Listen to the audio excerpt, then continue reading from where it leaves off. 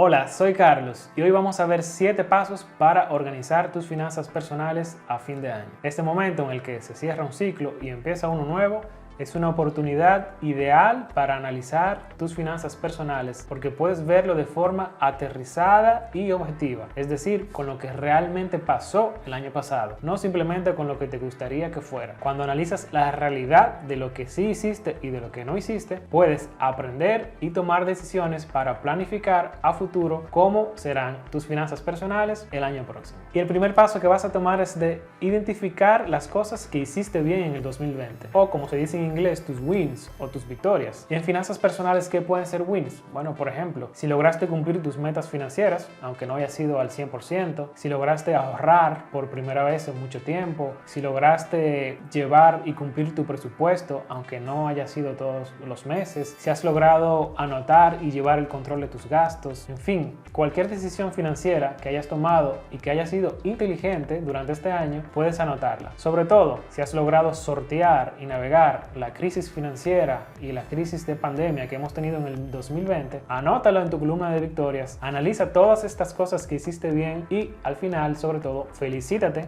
por las cosas que has logrado. Y luego de tener tu lista de las cosas que hiciste bien, el próximo paso es darte a ti mismo una recompensa, porque si tú no te cuidas y no te quieres, nadie te va a cuidar. Pero la idea es que luego de que identifiques lo que has hecho bien, hagas un esfuerzo por regalarte algo que tú quieres, sea algo que quieres comprar en Amazon, una camisa, un buen vino, un día de spa, un fin de semana, lo que tú quieras, que esté dentro de tus posibilidades y tu realidad, pero el punto es que sea un esfuerzo consciente y planificado de darte a ti mismo un regalo o recompensa por las cosas que hiciste bien. Esto te dará energía y te dará el impulso para el próximo año seguir logrando estas cosas e ir corrigiendo las que no estén tan bien. Y luego de planificar tu recompensa, el próximo paso es pasar a revisar las cosas que no hiciste tan bien en este año 2020. Por ejemplo, si no cumpliste tu plan, o si bien es que nunca tuviste un plan de finanzas personales este año, ¿en qué momentos utilizaste tu dinero de forma negligente o irresponsable o poco inteligente? Y si puedes calcular cuánto te costaron estos errores, cuánto dinero perdiste o dejaste de ganar por no organizarte o por tomar estas malas decisiones. En retrospectiva, pregúntate qué cosas hubieses hecho diferente sabiendo lo que sabes hoy. Y si identificas algo que podrías cambiar, ¿cómo lo cambiarías? El kit de este punto, de este paso número 3, es el aprendizaje. No hay nada malo con haber cometido errores. Lo importante es que los identifiques, seas honesto contigo mismo y que puedas enumerar estos errores de forma que puedas corregirlos a futuro para ir mejorando tus finanzas personales. El cuarto paso es que actualices y revises tus estados financieros, más precisamente tu hoja de balance. Lo primero que vas a hacer es anotar cuáles son tus activos o las cosas que tienes, cuánto dinero tienes ahorrado en tus cuentas o en tus certificados de depósito o tienes guardado en la casa, cuáles son tus inversiones si tienes algunas, o cuáles son los inmuebles o muebles o cualquier otro bien o activo que tengas. Y a continuación vas a anotar todo lo que debes, es decir, los préstamos, tus deudas de tarjeta de crédito, cuentas por pagar, etc. Y del resultado de restar todo lo que debes de todo lo que tienes, obtendrás cuál es tu patrimonio. Tu patrimonio es tu situación actual, es tu realidad, y en base a esta realidad es que deberás planificar cuáles pasos darás en tus finanzas personales el año próximo. Y el quinto paso es que entiendas y estés muy claro con qué está haciendo tu dinero. ¿A qué me refiero con esto? De que averigües y tengas conocimiento de dónde exactamente está tu dinero. ¿Está debajo de un colchón? ¿Está en una cuenta de ahorros que te está dando muy pocos intereses? ¿Está atado a una inversión que no te está dando resultado o está dejando pérdidas? Quizás tienes un dinero guardado en tu moneda local y es momento de cambiarlo a dólares o viceversa. En fin, recuerda que tu dinero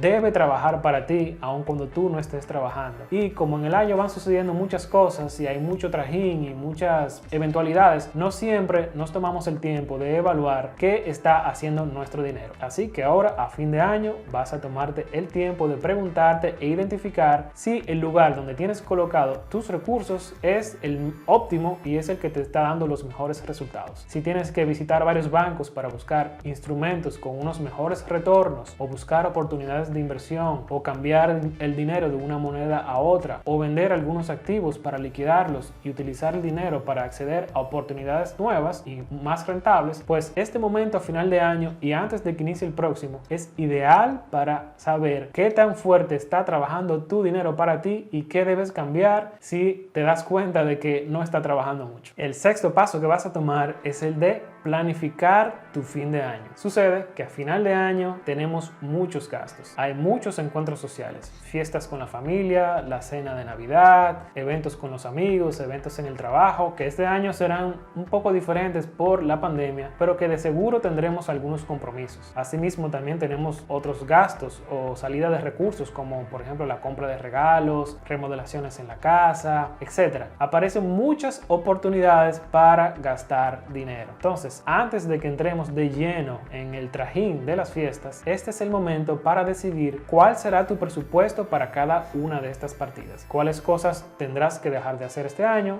cuáles sí harás y cuánto dinero gastarás en cada uno. Así como también tenemos muchos gastos a final de año, es casualmente una época del año en la que también tenemos varios ingresos adicionales que pueden venir en forma de doble sueldo o de bonos o de compensaciones adicionales, etc. Y al tener esta entrada adicional de efectivo, usualmente si tenemos mucho dinero en la mano, podemos caer en la tentación de gastarlo sin control. Así que también este es un momento muy importante para, antes de recibir este dinero, decidir qué vamos a hacer con él. Qué proporción de este dinero vamos a gastar, qué proporción vamos a ahorrar, si vamos a utilizar una parte de este dinero para pagar, abonar o saldar una de tus deudas. En fin, que antes de que nos llevemos de la vorágine de las fiestas y entremos en este día a día de muchos gastos y de ingresos adicionales, tengamos claro qué vamos a hacer con este dinero. De esta forma puedes disfrutar las fiestas de manera inteligente, sin endeudarte, sin tener a final de la temporada un mal sabor a boca, arrepentimiento o sentirte mal por haber malgastado tu dinero. Así que esta es la fórmula mágica para tener lo mejor de los dos mundos: disfrutar de la época de Navidad